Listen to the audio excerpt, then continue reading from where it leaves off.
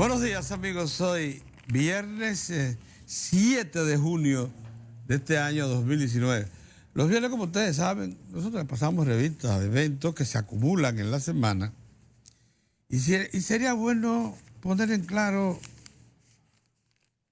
una tendencia que se nota en estos tiempos. Miren, parece que por el efecto de que estamos en una pre-campaña electoral y que nosotros los dominicanos tomamos esto con tanto ánimo y como que perdemos la razón. Porque la verdad es que en esta misma semana 2 debates se mantienen concentrada la atención pública sin que haya una motivación que explique de manera racional por qué se le dedica tanto tiempo y esfuerzo a este asunto. Se trata de la ordenanza esta del Ministerio de Educación acerca del establecimiento de una política de género, un asunto muy complicado, muy íntimo, y además que se corresponde con las sociedades desarrolladas, esas corrientes modernas que hay, en las que existen, ya ven ustedes, decenas de formas de interpretar los géneros.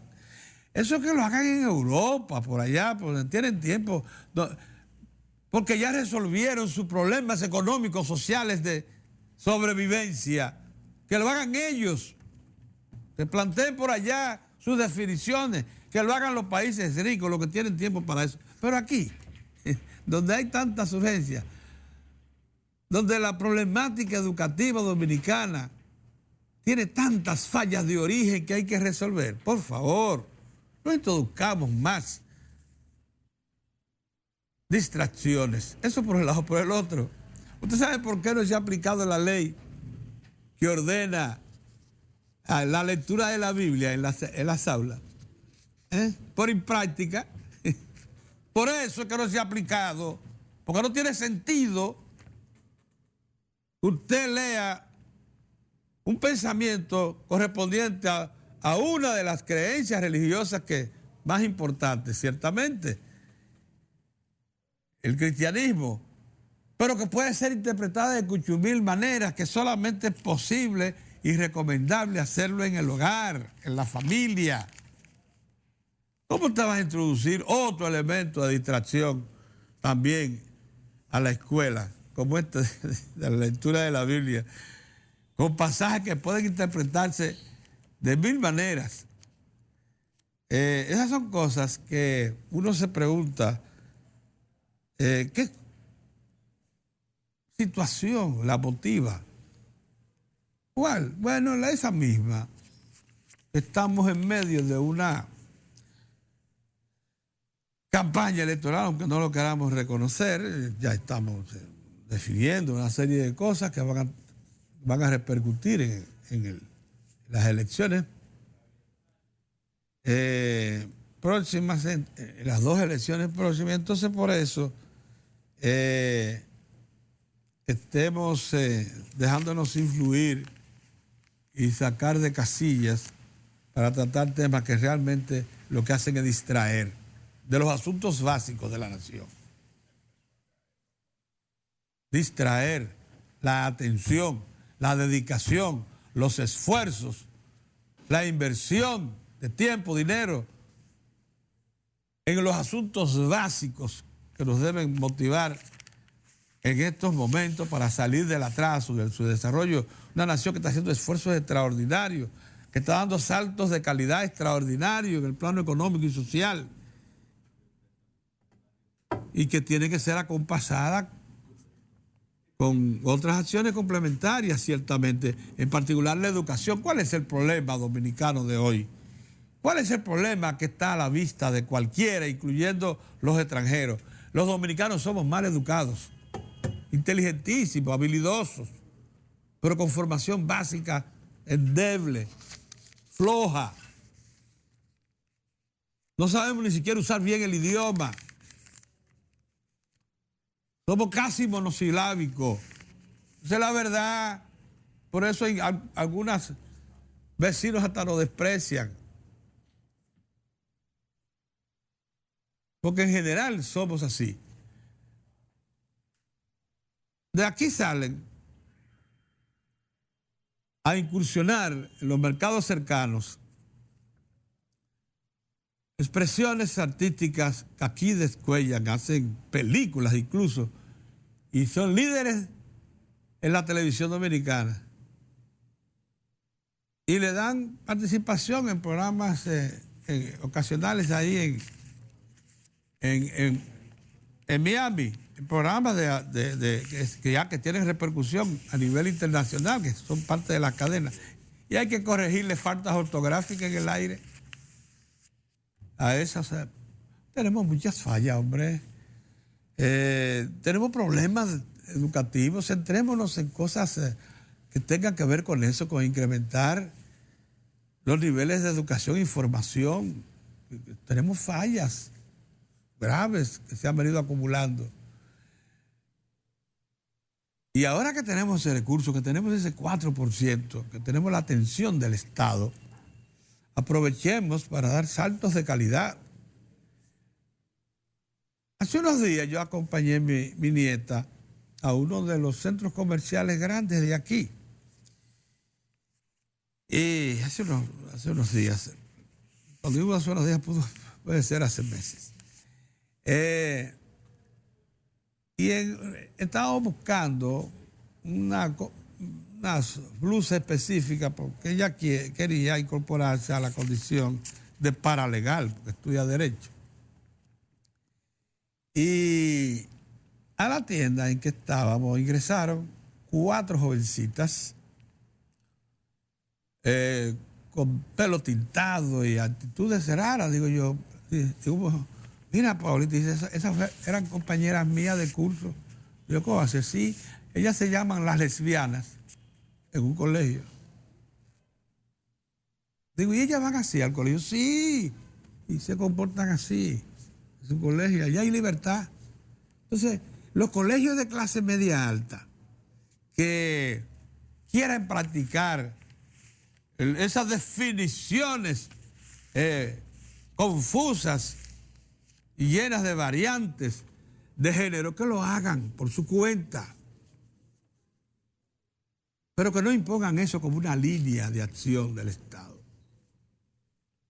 Porque a mí me dio pena ver a esta jovencita haciendo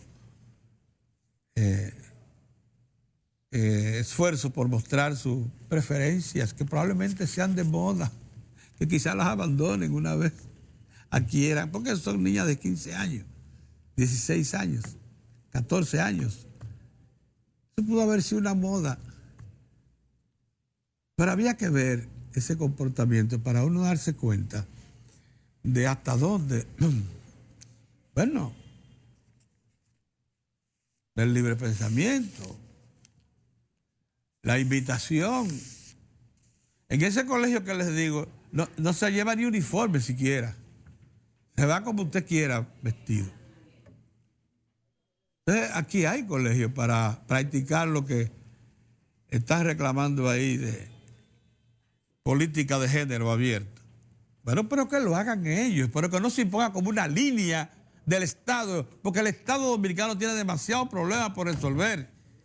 No tiene tiempo para eso. Por favor. Y lo mismo decimos de esto, porque el Congreso, una resolución, recordando que existe una ley, oiga esto, una resolución de la Cámara de Diputados, que obliga a leer la Biblia al inicio de cada día de trabajo en las escuelas. Pero si no se aplica es porque se consideró impracticable, simplemente. Porque en efecto eso es impracticable. Eso es innecesario. Otra cosa es que usted le recomiende a las personas tener la Biblia, y a los que son practicantes de otras religiones, tener su Biblia propia, según su religión, y hacerlo en familia, si es que usted lo considera apropiado. Porque la libertad de cultos que pregona la Constitución Dominicana es muy clara en ese aspecto y no deja espacio para órdenes de este tipo que sin duda alguna deforman lo que son los conceptos básicos de convivencia que dispone nuestra Carta Magna y la libertad de pensamiento. Una cosa que se cae de la mata, por eso no se ha practicado esa disposición, porque no tiene sentido, Dios mío. Entonces, en estos tiempos en que cualquier líder político de eso que usted ve, que tiene acceso a una curul, ya sea en el Senado o en la Cámara de Diputados, ellos se creen líderes nacionales con potencialidad para dirigir la nación dominicana. No ya su demarcación, su barrio, su municipio, no, la nación dominicana. Ese es el otro asunto, que perdemos la proporción y que nos confundimos con dos aplausos. Creemos que es una multitud de centenares de miles la que está detrás, o decenas de miles, con dos aplaudiendo. Hombre, claro, eso es característico también de sociedades que están en evolución, en desarrollo, como la nuestra. Le falta mucho por recorrer, mucho por recorrer. Pero cojamos las cosas con calma. Apliquémosle proporcionalidad a las acciones para que no cometamos tantos excesos. Ayer un ministro se desmarcó de la reelección, como titula hoy el Listín Diario, el ministro de Economía, Planificación y Desarrollo, en un esfuerzo, diría yo, personal, por preservar asuntos que son de indudable certeza. Primero, la personalidad del jefe del Estado, un hombre que ha estado al frente de una acción estatal de mérito, y en segundo lugar, por preservar también la honra de su gobierno, un gobierno extraordinariamente transformador, el del presidente Danilo Medina, en representación del Partido de la Liberación Dominicana.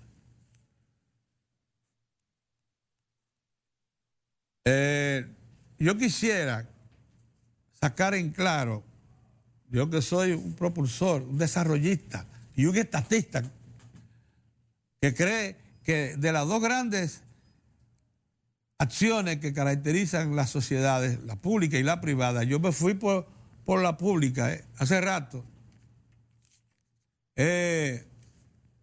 Yo quisiera hacerle una observación de fondo, digo, yo me examino, bien fundada, según mi perspectiva, a una política básica del presidente Medina. En el campo del desarrollo eléctrico, ha hecho exactamente lo que yo quería, que el Estado pasase a la ofensiva. Se convirtieron en un jugador más, un oferente de energía con Punta Catalina. En el caso del combate a la pobreza, ha hecho lo que yo entendí desde que nació Siuben, desde que se anunció Siuben. Nosotros nos pusimos al lado de eso porque sabíamos que ese era un mecanismo para combatir la pobreza. Que dio paso a solidaridad y a todos los programas que conocemos. Bueno, este gobierno lo ha profundizado, entonces yo estoy de acuerdo con eso. Y estoy de acuerdo con que se ha reducido la pobreza. ¿Se ha golpeado la pobreza en la República Dominicana? ¿Desaparecido? No. Pero se ha reducido. En el campo de la educación, ese 4%. Ponga usted que le observemos que si bien ha progresado notablemente en las plantas físicas, no lo ha hecho lo suficiente en la calidad de la educación. Bueno, eso estamos en proceso. En proceso. En la seguridad social. ¿Usted cree que juego eso de proponerse construir una planta física bien dotada como esa que está construyendo el Estado, que quizás en algún momento sobredimensionó su su capacidad operativa y se propuso hacerlo a la vez. Y ha tenido que hacerlo ya por etapas, pero está cumpliendo con la reforma en todo el sistema hospitalario del país. Entonces, ha hecho esfuerzo por someter a control y corregir en alguna medida el sistema de seguridad social. Nosotros estamos de acuerdo con eso. ¿Es verdad o no es verdad que el campo está en otro aire, en un segundo aire? ¿Es verdad? ¿Es verdad o no es verdad que se ha preservado la minería? Que aunque había efluvios, yo tenía el temor de que cuando comenzó este gobierno, había unos cuantos fundamentalistas, y digo, bueno, una actividad tan importante para este país como la minería probablemente sufra trastorno. Hombre, no. Esos fundamentalistas son hoy los principales propulsores de la minería. Entonces yo, sinceramente, lo digo con toda honestidad, yo no tengo motivación para hacer una política activa de crítica, de observaciones severas a la acción de gobierno del presidente Medina. No la tengo. Pero, sin embargo, no soy un activista de la reelección. Como se desmarcó el ministro de Economía, Planificación y Desarrollo. Pero defiendo la gestión del presidente. Defiendo la forma como se ha entregado al ejercicio de poder. Y como de una manera extraordinariamente inteligente inició relaciones con la República Popular China, uno de los pasos históricos, se va a inscribir en la historia de este país como un paso histórico, lo verán, la manera como se va a repercutir, lo van a ver, ¿verdad? Que han pasado cosas trascendentes y estamos en la trayectoria de constituirnos una gran nación y en tiempo razonablemente corto. Y yo me adheriría al planteamiento, a la exhortación que, por cierto, muy oportuna hizo ayer don Euclides Gutiérrez Félix, que a los peledeístas que se callen, los que no tengan autoridad para hablar a nombre de las dos grandes fuerzas que representan al Partido de la Liberación Dominicana, que se callen, que dejen a los responsables de cada una de esas fuerzas actuar para que se le encuentre algún tipo de avenimiento, de solución a la problemática interna del Partido de la Liberación Dominicana. Buenos días, don Mozart. Buenos días, Pedrito. Lo que sí es preocupante, don Mozart. El calor. Sí, sumamente preocupante. Mira, tú no encontraste otra fórmula de... No te pongas corbata. Oye, ¿cómo voy a poner corbata, Pedro? Te ahoga. Yo estoy sacando la chacabana que puede encontrar por ahí. Ahorita vendré con una blanca que es antiindicada para la televisión. Me agoten la de colores. Sí.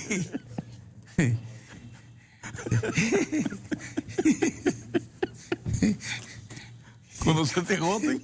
La de colores. O sea que tú vas para lejos. Esto va para lejos, esto va para lejos. José. Ay, Dios mío. No tiene que reír. Estaba llovinando cuando entraste. Reírse para no llorar. No, nublado. Esa es otra cosa, Pedro, porque el asunto no es tan... es donde quiere el calor. Ay, Dios. Sí. Eso es una cosa terrible. Sí. Terrible, de verdad. Moza, pero estamos bien, el país está bien. Mira, ¿qué te iba a decir? El país está bien. Nosotros no estamos bien. Déjate de tu ahora. Bueno, otra cosa, si el país. Mira, Mozart. Bueno, digo que estamos bien. Qué preocupante. El país anda bien. Que no he tratado, pero nosotros quería planteártelo dejártelo sobre la mesa. Sí. La manera como quieren hacer de eventos perfectamente localizables, asuntos que son puramente las muertes de turistas, esto quieren. Pero yo te dije a ti lo que había. Sí. Yo lo expliqué desde el principio. como decía el chavo, lo sospeché desde un principio. Una campaña. Es una campaña terrible. Pero lo que moviendo los principales medios de Estados Unidos. Lo que me mortifica y me duele. ¿Cómo? Los principales medios de informativos norteamericanos. Lo que me mortifica son los de aquí. CBS, CNN, Washington Post. Óigame. Porque es una campaña. Hasta cadenas europeas. Sí. Cadenas europeas. Sí. Pero eso pasa. Me dicen que frente al hotel ese Bahía Príncipe hay montada lo que tú ves en las películas. Di que carromatos con antenas y cosas, buscando reacciones y haciendo reportajes. Pero al final eso se le va a devolver. Aquí se va a incrementar el turismo en forma considerable cuando todo eso se desmonte. Que se va a desmontar, Pedro. Se va a desmontar, hombre. Porque con los hechos... ¿Vos tenés que reconocer a esa señora? Esa dama. La embajadora de los Estados Unidos. Sí. Cuánta ecuanimidad de momentos como eso, en que se ponen de manifiesto intereses. Tú sabes que yo me reía al mandíbula batiente, digo yo, viendo a la dama, la joven hija de Rainieri, sí, que está al frente de esa zona ahora, con el ministro de turismo. ¿Y por qué? Tú sabes que ellos son durante casi todo el año grandes anfitriones de mucha gente que hoy está disparándole el turismo. Viven, ¿sabes? Abriéndole sus espacios, sacándolo del país para que participen. Sí. Y hoy se han constituido en turbamulta. ¿Contra el ministro? Contra el ministro y contra Zona Oro y contra todos los hoteleros. Sí. Por el asunto político. Oiga. Porque lo que están tratando es de sacarle... Porque el daño realmente ellos no se lo quieren hacer. Mira si son unos salvajes. Que el daño ellos no se lo quieren hacer al turismo. Pero muchos de esos... Pero sí al gobierno. Muchos de esos, sí muchos de esos que están ahí comen el turismo y comen con Azonahora y con todos esos hoteles. El asunto es la política. Es hacerle daño al gobierno. Y al PLD. Y al PLD. Y para eso son una tromba, se lo llevan todo por delante. Bueno, pero ya yo no voy a fuñir más con ese tema. Eso se devuelve a favor del país. Ustedes lo van a ver. De lo que sí quiero hablar... Porque la realidad puede más que cualquier pero por supuesto. manipulación. Nosotros somos el país más seguro en materia de turismo de toda la región. Demostrado. El más seguro de todos. Eso está demostrado. Mira, Pedrito. Ayer el director del Comité Nacional de Salario le puso el índice acusador a los patronos. Oye, a mí no me gusta decirle patrono, porque yo pensé que ya ese es un calificativo para esa mentalidad empresarial de atrás, pero es que hay todavía gente con esa mentalidad de atrás. Entonces, a los patronos,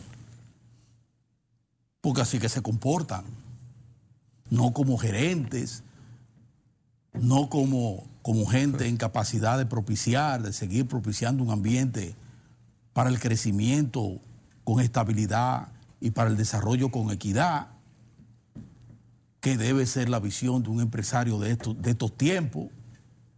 Si no, esto es el látigo. Y exprimir, y exprimir, y exprimir. Y ayer el director del Comité Nacional de Salario dijo, no, responsable de que no se haya dado ya la solución al problema del aumento del salario mínimo en el sector privado son los empleadores, los patronos. ¿Y tú sabes por qué lo pusieron? Porque mantienen... ¿Tú sabes por qué se vio obligado a eso, Mozart? Yo no sé si se vio obligado. Porque el día anterior los voceros del sector patronal acusaron a los dirigentes, a los sindicatos y a los dirigentes de los sindicatos. De haberse ausentado. No, de haber sido de manera irresponsable ausentado de la posible solución cuando ellos sabían todo. Sí, pero eso es embuste. Eso es embuste. La realidad es que ese sector empresarial se mantiene tosudamente con esa posición de que hay que reclasificar y no terminan de entender que ese es un proceso que debe ser parte de toda una reforma y de lo que estamos hablando de responder a un requerimiento de ahora, de ya. que es el aumento en el salario mínimo, como ya lo hizo el sector público, y que el sector privado está obligado a hacerlo. Entonces, ¿a qué yo apelo ahora? Está hecho el pronunciamiento del Comité Nacional de Salario. Entonces, el Estado ya hizo lo que tenía que hacer, aumentó. Lo próximo es, vamos a imponer eso ya, Pedro, definitivamente. Vamos a apelar a la ley y mediante resolución. Sí, porque si es con Malasalto. Si es con Malasalto, entonces vamos a mediante responderle resolución, con la ley. Vamos a aumentar. Ha aumentado un 20%. Yo lo tiraría como... Pero ven acá, pero es que ellos no dejan opción, Pedro, porque ¿cuál es el chantaje? Porque todo es que se aprovechan de la coyuntura. ¿Tú sabes lo que es? Que a un evento de pero hoy, que de eso no que estaba planteado hacía meses, que los funcionarios del gobierno, el sector empresarial, que siempre lo invita también, ¿oíste? Y el sector sindical estaban convocados. Sí. Es decir, que por asistir a ese evento... Pero tú has escuchado a Hipólito hablar de eso. Tú has escuchado a Luis Abinader hablar de eso. Tú has escuchado a Leonel Fernández hablar de eso. Tú has escuchado a los reeleccionistas hablar de eso. Los políticos no hablan de eso. A no malquitarse. Con los sectores. Esa es una de las graves falencias institucionales que tiene este país. El temor a las consecuencias electorales. Y entonces de eso se aprovecha. Entonces los trabajadores tienen que estar claros en eso. Por eso yo sigo insistiendo en que los recursos tienen que estar a la mano de los sectores. El sector laboral tiene que estar consciente de eso, de que necesita recomponerse y relanzarse para poder echar el pulso. Porque que ya estamos llegando, Pedro. Eso que publicó Andy Daguarre, yo pensé que con ese proceso que desenmascara a ese sector del empresarial. Y la situación del país. Lo desenmascara. Yo pensé que por lo menos iban a tener la responsabilidad de reconocer eso y flexibilizar su actitud. O de confrontar ese informe. No, porque para eso guardan silencio. Y es fácil confrontar con esos datos. Pero tienen la creencia. Con ese histórico. ¿Cuál cree? Los muchachos. Pero tú te estás volviendo loco. Pero tú te crees que Andy Daguarre, cuando tira eso, con ese soporte, como lo soportó en todo el histórico que ha sido el comportamiento del salario en la República Dominicana y la capacidad de compra, ¿tú crees que eso se devuelve con cualquier cosa? Sí. No, se devuelve con majadería y con soberbia, que es como se está manejando ese sector empresarial. Porque quiero establecer diferencia. Tengo que citar a Pepín Corripio como uno de otros muchos empresarios que tienen una visión diferente. Pero vamos a ver qué pasa.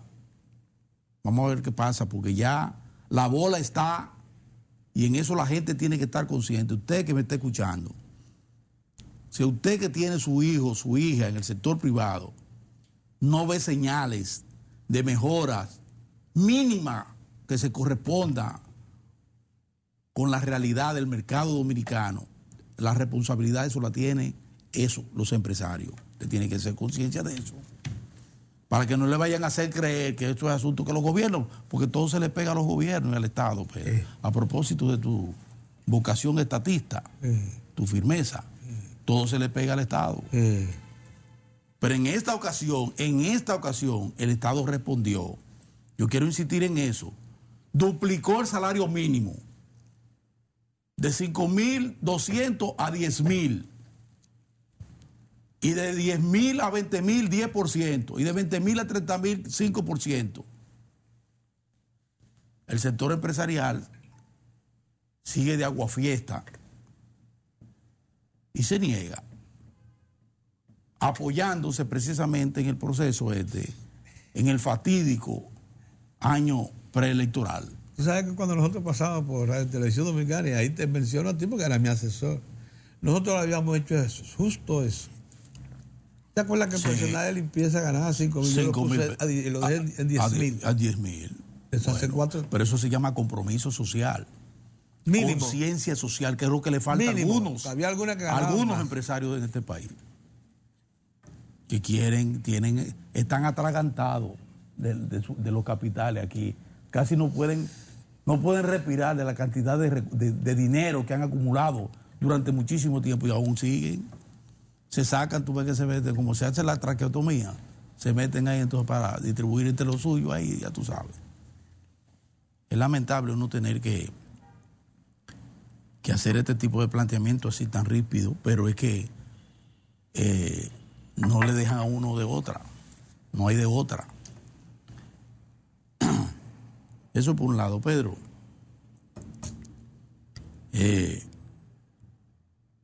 Está avanzando el proceso de control fronterizo. Y lo de ayer es una tremenda. Pedro, eso de ayer, Ay, sí. eso de ayer, que está planificado para replicarse en 5 o 6 puntos más en toda la línea fronteriza, es una gran iniciativa oficial de involucrar a todas las áreas del Estado que tienen que ver con el control de espacios de mercadería y de personas. Mercadería de todo tipo. Ustedes saben que por la frontera entra de todo y mucho más, como dice el anuncio aquel. Mercaderías. Y personas. Personas. Y agrégame animales. Hay unos animalitos también que también cruzan enfermos. Sí. Bueno, pues ahora, fíjense, con esas estaciones multisectoriales que están ahí todos, está aduana, impuestos internos, está Cefrón, está... Bien dotadas. Bien dotada, por supuesto. Está migración, todos, la banca, todo, eso está ahí. Una cosa bien hecha. Ya incluso... Estructura de vigilancia moderna, electrónica. Todo eso bien equipado. Te falta una cosa. Pero Pedro... Te falta una cosa. Tú sabes... Te falta una ¿qué cosa? El murillo de 5 kilómetros. Ay, el muro. Y el muro de 5 kilómetros. Un muro de 5 kilómetros. Que lo van haciendo. El que hemos estado reclamando aquí. Sí, que se van a ir haciendo así por partes. Donde quiera que vaya una dotación, una estación de esta, habrá un muro de esa misma dimensión, más o menos. Y eso se irá replicando. Y cuando tú vienes a ver... Ya lo tiramos completo. Vamos a tirar el muro completo. Esto sí.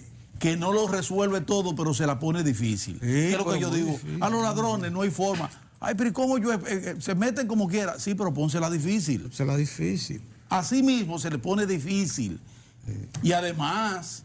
Controla mejor. Controla mejor e incrementa, Pedro, los recursos. Tú sabes que ahí daba el director de aduana, daba a conocer eso precisamente. Para el sector. Para ellos, para los mismos haitianos que lo necesitan. El flujo de mercancía en forma regular beneficia a ambas naciones. Claro que sí. Sí, porque del otro lado existe, justo claro, es una réplica del otro lado de lo que hay exactamente. Del lado dominicano.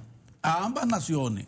Eso nos favorece, nos organiza e impide que se den situaciones tan terribles como las que se dieron hace algunos meses, que hubo ahí situaciones peligrosas. De confrontación terrible entre haitianos y dominicanos. Así es, así es. Sí. Con muertos. Sí. Entonces... Mira, el representante de la policía haitiana. Exactamente, eso es importante. Funcionario. Igual que esa alianza entre alcaldes haitianos y alcaldes dominicanos. Óigame. Esas son de las políticas que uno debe alentar. Claro que sí. Porque van en el camino correcto. Ahí no hay demagogia. Ahí no hay allante. Ahí hay planificación, una visión importante de unas relaciones bilaterales con un Estado con problemas gravísimos, fallidos, como el haitiano, pero con lo que hay, con las autoridades que tiene, bueno, con esas se llegan a acuerdos importantes, Pedro, en varias direcciones. Fíjense cómo estamos con el asunto de las aduanas. Un saludo para Enrique Ramírez, excelente funcionario. Enrique Ramírez, con las autoridades aduanales de Haití. Pero lo mismo ahora se está haciendo entre las alcaldías. Había nuestro buen amigo Guillén, Sí. a Nelson Guillén, sí.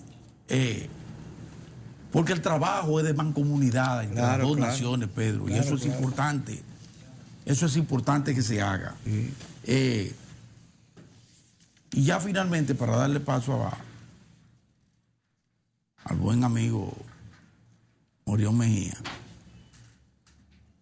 veo que saludo, que ayer decíamos nosotros, ojalá que esa calentura que le entró a los seguidores de Leonel Fernández en la Cámara de Diputados, le bajara la fiebre.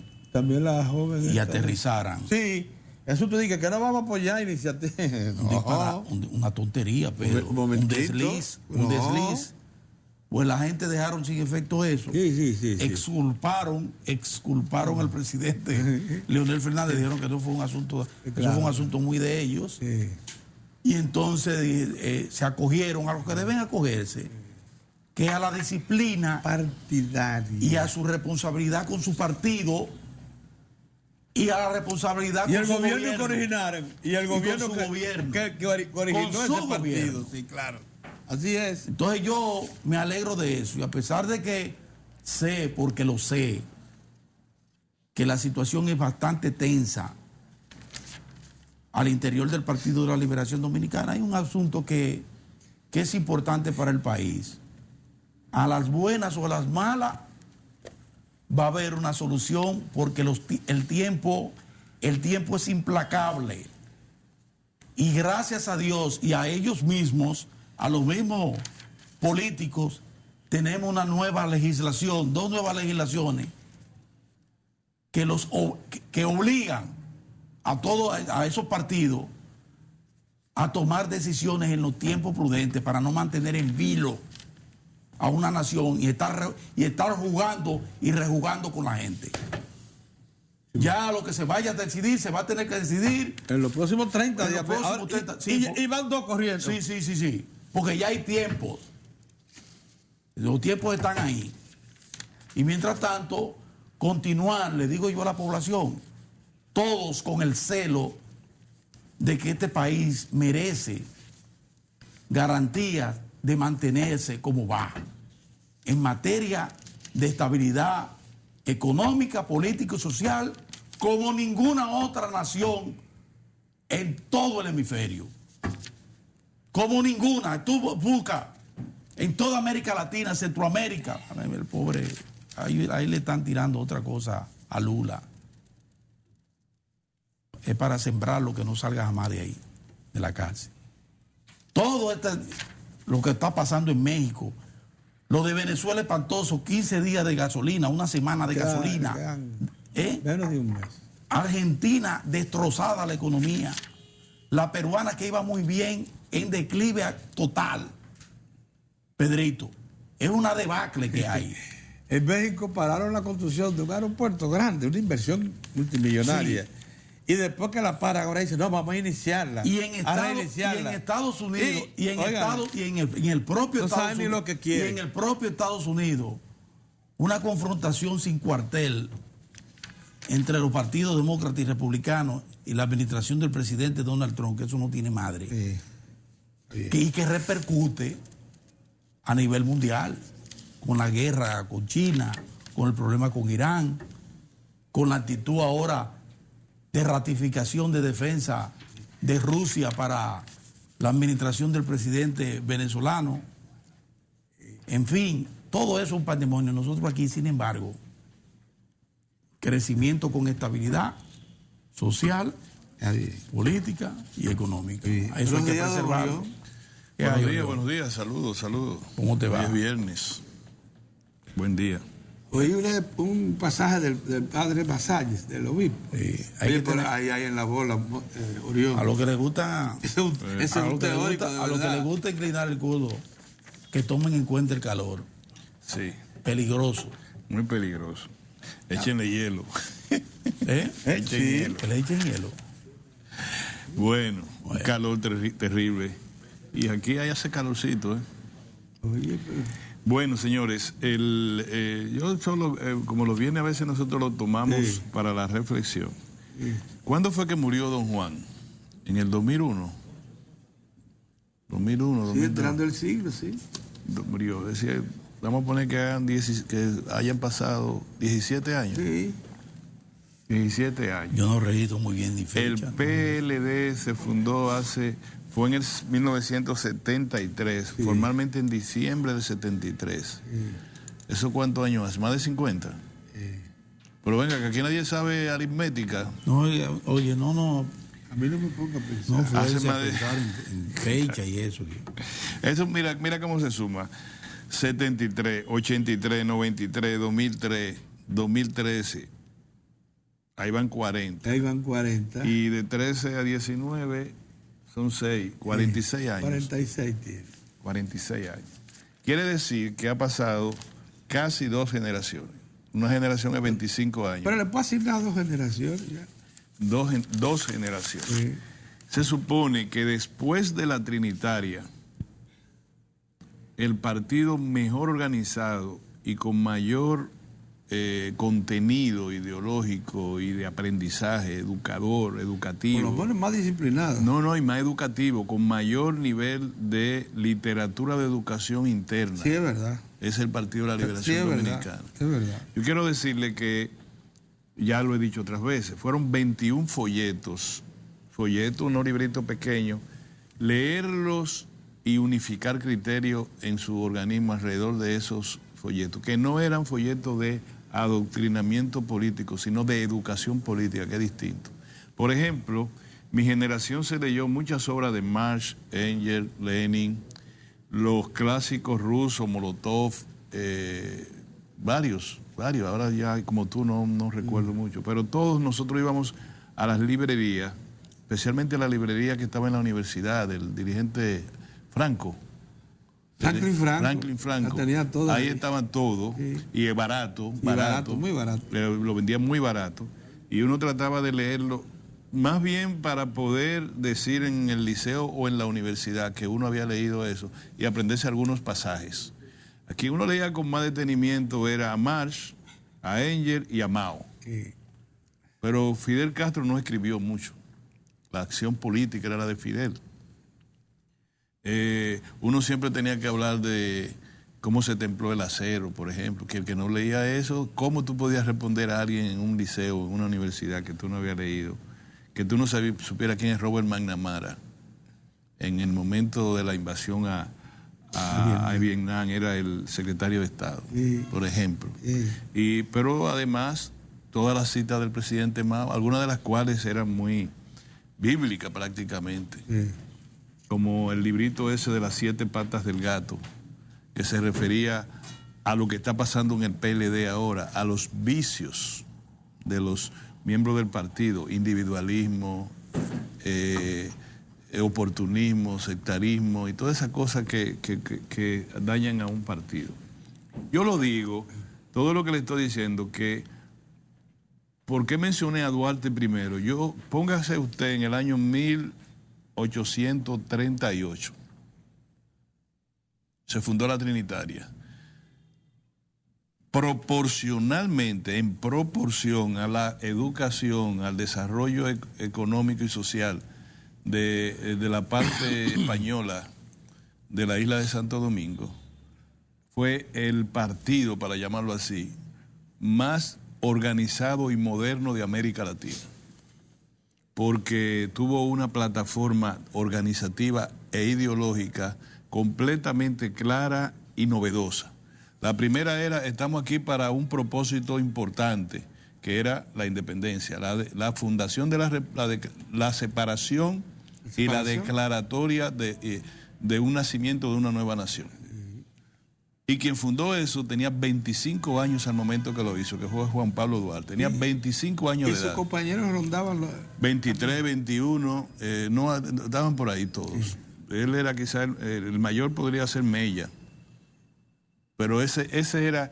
Entonces tú dices, este país ha estado por encima de su desarrollo material. Se dice en política, en sociología, que las condiciones materiales de existencia son las que producen las condiciones jurídico-políticas de un conglomerado. Es decir, un conglomerado no puede aspirar a lo que no tiene, a lo que no refleje en desarrollo económico y social, educativo y otras cosas. O sea, tú no puedes reflejar en educación de tus hijos si tú no tienes con qué financiar la educación de tus hijos.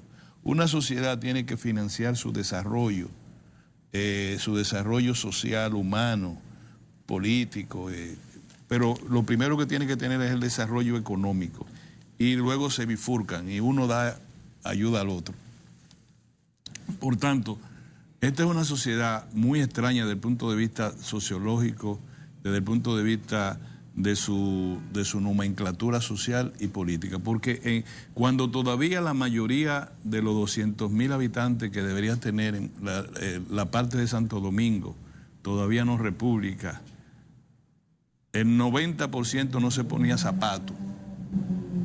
Se produjo un instrumento político de la naturaleza de la trinitaria. Eso es grande, Pedro. Eso ponte, vete al tiempo y vete allá y tú dices, ¿cómo esos jóvenes se reunían en la iglesia del Carmen y pudieron hacer eso, lo que hicieron?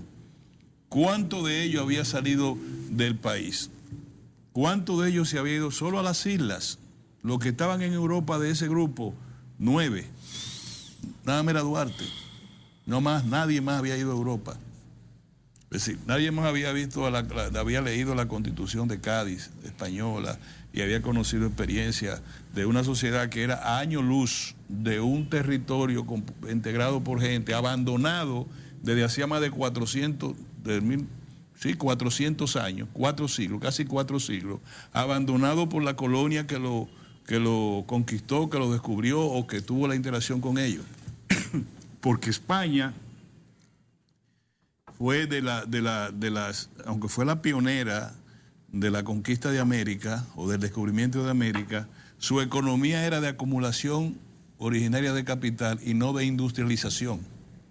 ¿Se entiende eso? Sí. Es decir, buscaban los tesoros de América y los guardaban. Sí. Mientras Alemania, Inglaterra, la propia Portugal que estaba al lado, estaban inmersos en la primera revolución industrial.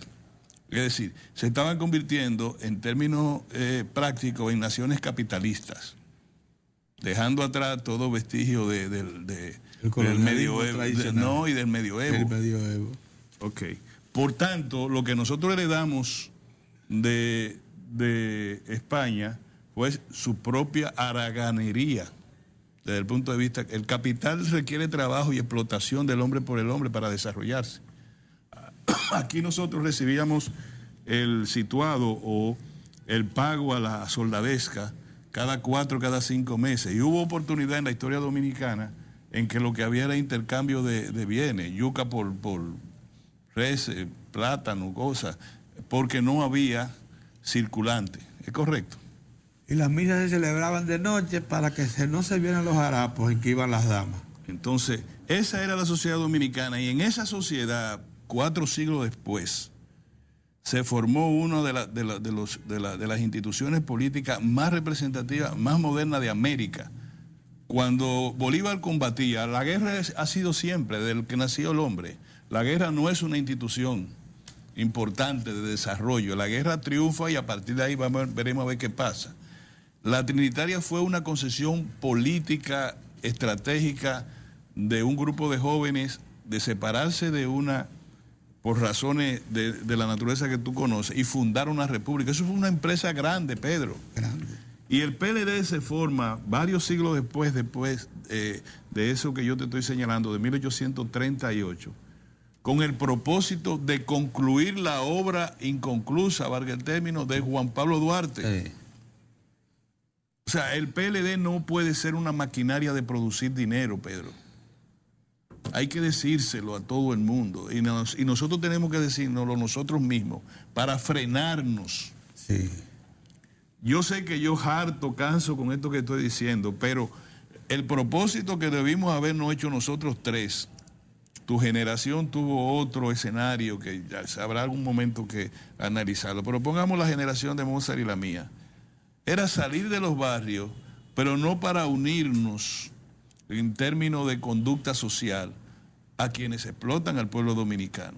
A nosotros nos dijeron, por nuestras condiciones profesionales, porque fuimos una de las minorías que pudo salir de la miseria más abyecta, nosotros tenemos que ir caminando y voltear muy frecuentemente el rostro hacia atrás. O sea, nosotros no somos, para decirlo de una manera, nosotros somos muy queridos por Pepín Corripio, pero nosotros no podemos ser Pepín Corripio. Eso la gente tiene. Yo soy casi igual que Pepín Corripio. Yo tengo la misma jipeta que Pepín Corripio. Yo vivo cerca de Pepín Corripio. Yo voy a los sitios donde va Pepín Corripio. Mentira, usted no puede ser él, porque él tiene otra naturaleza social que viene de más de un siglo. Cumplió 100 años su familia. Entonces aquí tenemos muchos pequeños burgueses que es verdad que se creen que son, que están en la cúpula. Eso hablaba yo también.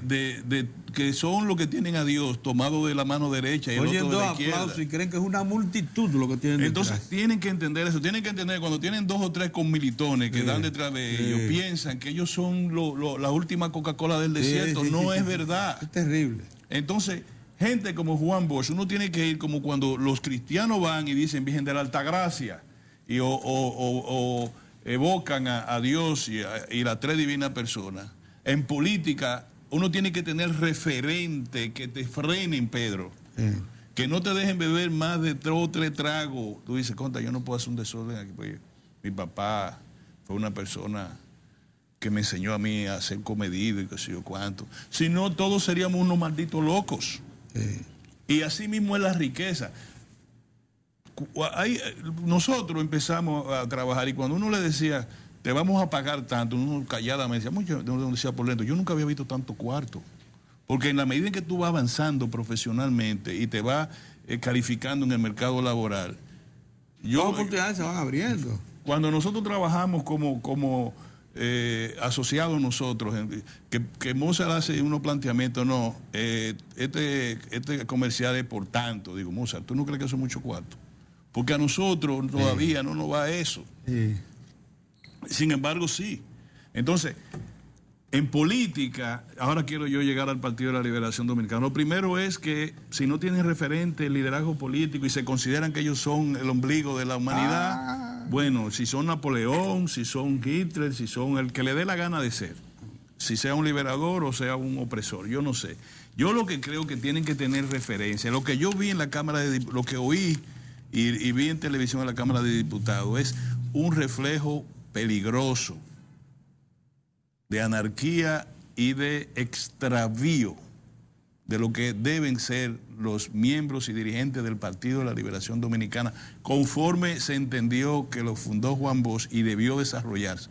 No quiere decir que tenía que ser con el criterio primigenio de Juan Bosch, quiere decir que debió adaptarse a las circunstancias, porque los marxistas no pueden creer que están en la Alemania del siglo XVIII, XVII, XVI, no me acuerdo.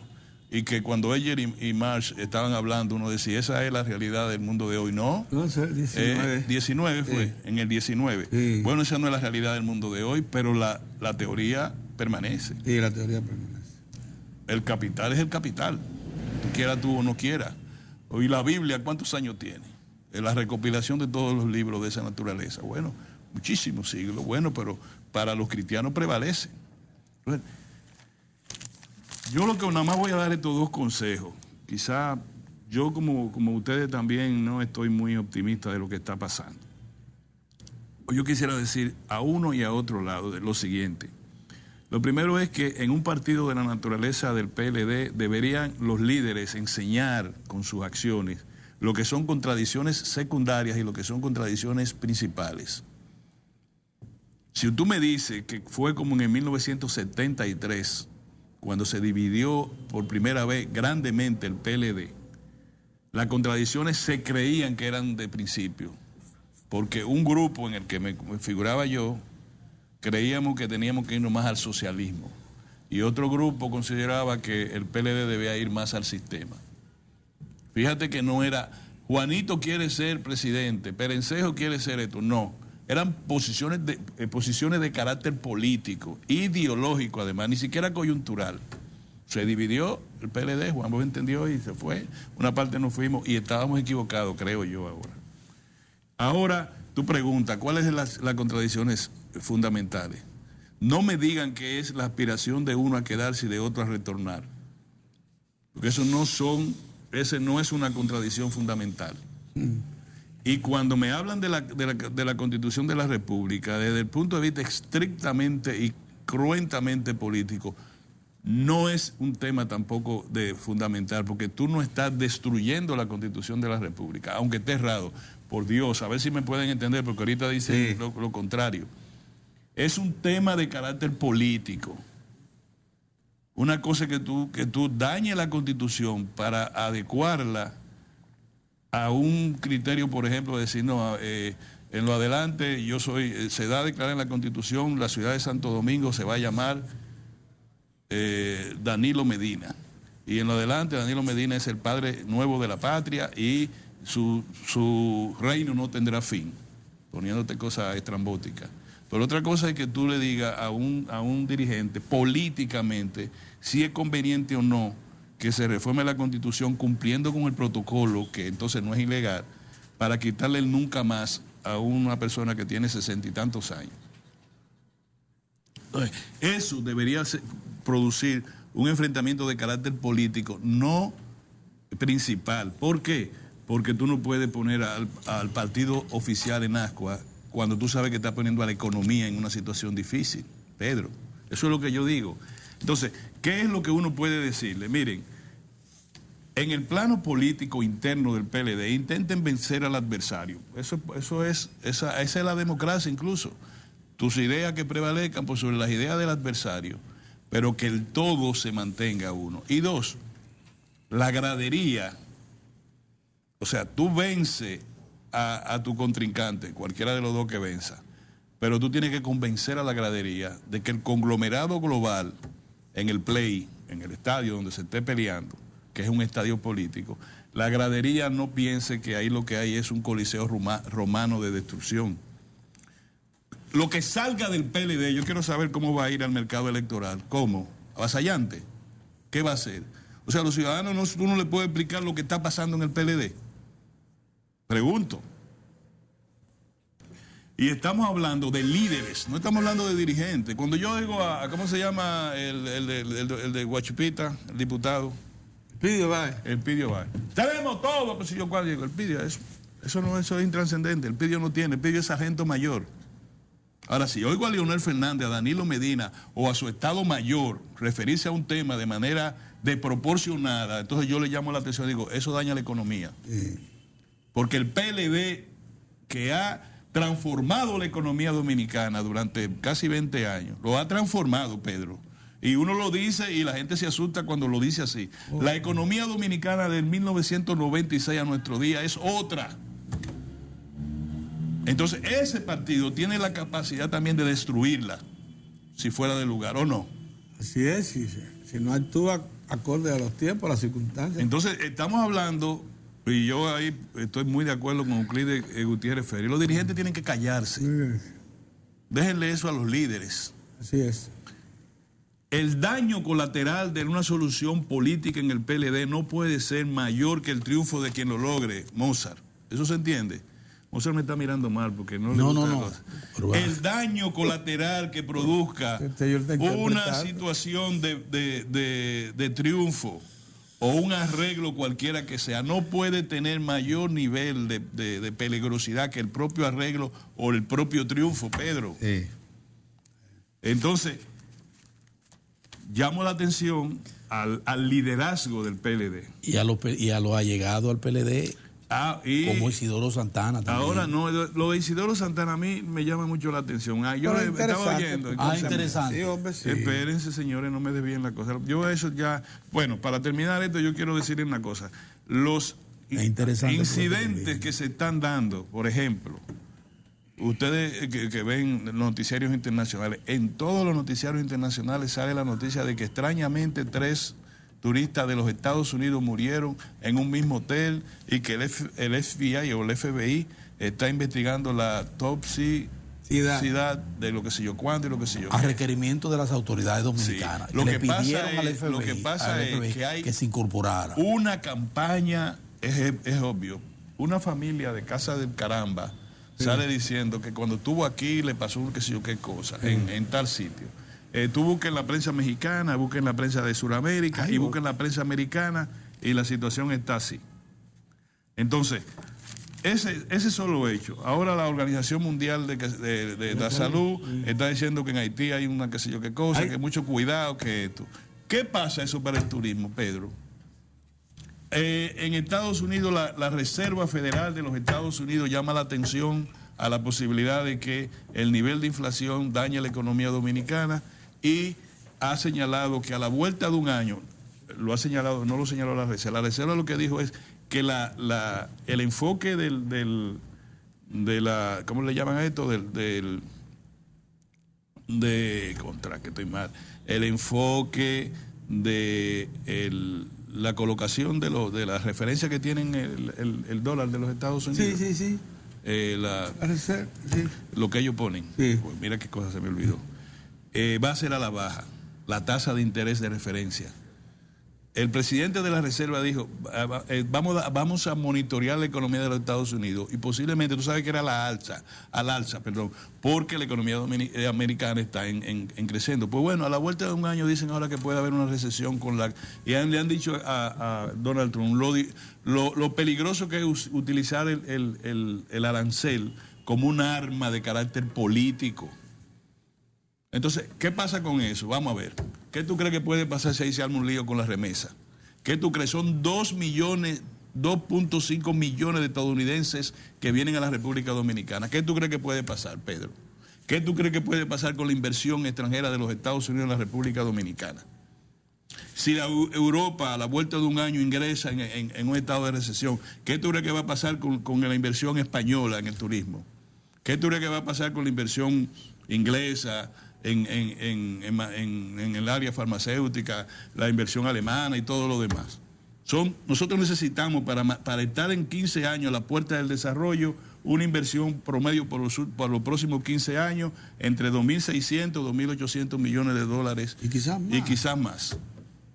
Entonces, no, Pedro, ustedes me van a perdonar, pero yo no puedo estar atendiendo a un pleito de esta naturaleza sin que el liderazgo, no los dirigentes, el liderazgo entienda lo que significa para la economía dominicana en este momento. Y segundo, con lo de Isidoro Santana, yo he aprendido que los ministros, cuando tienen una diferencia fundamental con el Poder Ejecutivo, renuncian. ¿Es así, Moza? Así mismo. Los ministros, cuando entienden, y ese tipo de consejos se le da al presidente en privado, y si el presidente no lo acepta y yo estoy en lo contrario, entonces yo renuncio. Y no digo incluso la razón. Y no fue ni siquiera que le preguntaron, fue propia iniciativa. Entonces, yo digo eso, no señalando, porque el derecho tiene. Lo que pasa es que es miembro del gabinete y es un ministro trascendente. Imagínate que un ministro que tenga toda la planificación de la economía en su mano, que diga al presidente que tenga cuidado que se va a dañar su obra y su reputación histórica. Sí. Eso se le dice en privado al presidente, que se lo puede haber dicho a algún otro ministro, yo no digo que no, pero no es que uno sea más guapo ni más cobarde en decirlo o no decirlo. Quiere decir más prudente o más imprudente, que es distinto. Y no es porque yo no tenga derecho a hablar si yo fuera el ministro, es porque yo soy ministro. Entonces yo quiero hablar así. Es una actitud recurrente. Yo dimito del cargo y salgo otra vez a la sociedad civil y entonces digo, con la deuda ha dicho lo mismo. Entonces, eso es lo que tiene que hacer.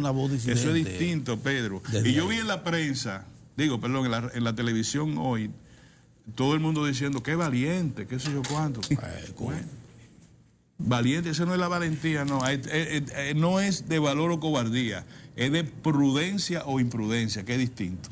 Tiene que otra cosa. Vámonos al cambio y ojalá. Miren, señores, nuestro invitado de hoy es el senador por Montecristi, Heinz Bieluf Cabrera. Dímele a Heinz Bieluf Cabrera que yo no voy a poder estar porque yo voy para Puerto Plata después del mediodía, pero tengo que cumplir una agenda. Preparar las cosas rápido. No, tengo que preparar toda mi agenda. Porque yo pienso alejarme un poco este fin de semana de estas preocupaciones que tengo. Mira eso. ¿Qué te parece? Te felicitamos. Bueno, pues nos vemos. No, espérate, déjame saludar al senador. ¿Tú tienes algún problema?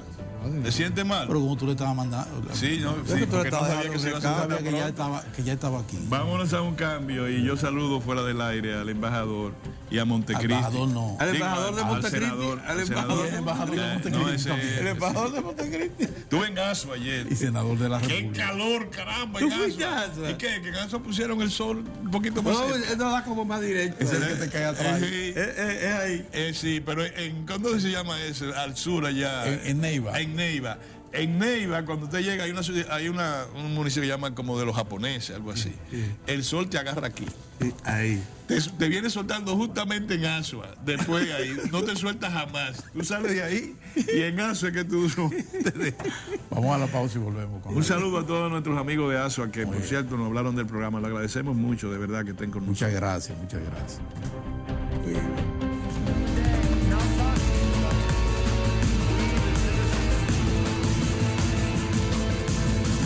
Como hoy es viernes social y nosotros los valoramos, les tenemos las noticias internacionales y la sección de espectáculo. Así que no se muevan porque en breve venimos con Diario Espectáculo.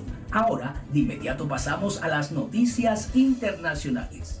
Triste adiós al último crucero estadounidense en Cuba. Las nuevas sanciones estadounidenses han sido recibidas con sorpresa, decepción y preocupación, tanto por los turistas estadounidenses como por los cubanos. La prohibición de viajar a la isla caribeña afecta a cerca de 800 viajes programados o en curso, pero sobre todo supone un duro revés para la economía local, que sobrevive en gran medida gracias al turismo. Aquí en La Habana Vieja se sustentan sobre todas las bases del turismo, y al no entrar más cruceros, por supuesto, disminuye el flujo de turismo y claramente se ve afectado no solamente los negocios de cuenta propia, sino también los negocios de las distintas corporaciones estatales que aquí trabajan. Washington busca castigar al gobierno cubano por su apoyo al presidente venezolano Nicolás Maduro, apoyo que La Habana ha reafirmado asegurando que no es negociable pese a las sanciones.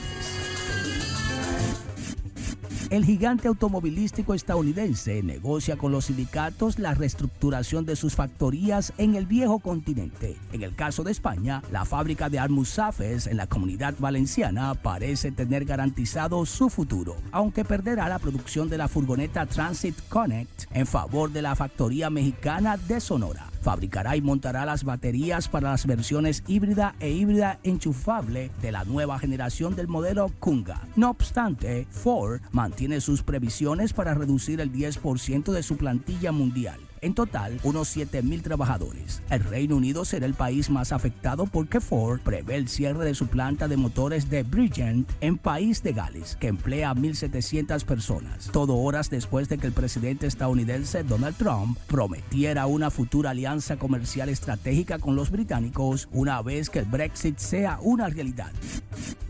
Amazon presenta un sofisticado modelo de dron para realizar sus envíos. Tiene forma hexagonal, 6 turbinas, cámaras infrarrojas y sonar para detectar objetos y aves. Despega y aterriza verticalmente como un helicóptero. La compañía de Jeff Bezos anuncia que muy pronto comenzará a utilizarlo para distancias de hasta 24 kilómetros y paquetes de poco más de 2 kilos de peso. Pero la prensa especializada que asistió a su presentación en Las Vegas no acaba de creérselo. La multinacional lleva años anunciando este método de entrega que hasta ahora se ha reducido a un experimento puntual.